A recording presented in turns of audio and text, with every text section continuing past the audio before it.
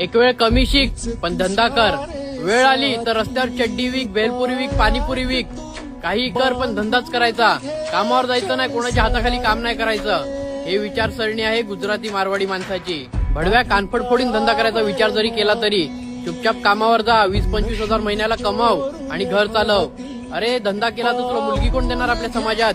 ही विचारसरणी आहे एका मराठी माणसाची. म्हणून तर आज पण मराठी माणूस फक्त स्वतःचं पोट भरू शकतो, स्वप्न कधीच पूर्ण करू शकत नाही. एक वेळ कमी शिक पण धंदा कर. वेळ आली तर रस्त्यावर चड्डी विक, भेलपुरी विक, पाणीपुरी विक, काही कर पण धंदाच करायचा. कामावर जायचं नाही, कोणाच्या हाताखाली काम नाही करायचं. हे विचारसरणी आहे गुजराती मारवाडी माणसाची. भडव्या कानफड फोडून धंदा करायचा विचार जरी केला तरी चुपचाप कामावर जा, 20-25 हजार महिन्याला कमाव आणि घर चालव. अरे धंदा केला तर तुला मुलगी कोण देणार आपल्या समाजात? ही विचारसरणी आहे एका मराठी माणसाची. म्हणून तर आज पण मराठी माणूस फक्त स्वतःचं पोट भरू शकतो, स्वप्न कधीच पूर्ण करू शकत नाही. एक वेळ कमी शिक पण धंदा कर. वेळ आली तर रस्त्यावर चड्डी विक, भेलपुरी विक, पाणीपुरी विक, काही कर पण धंदाच करायचा.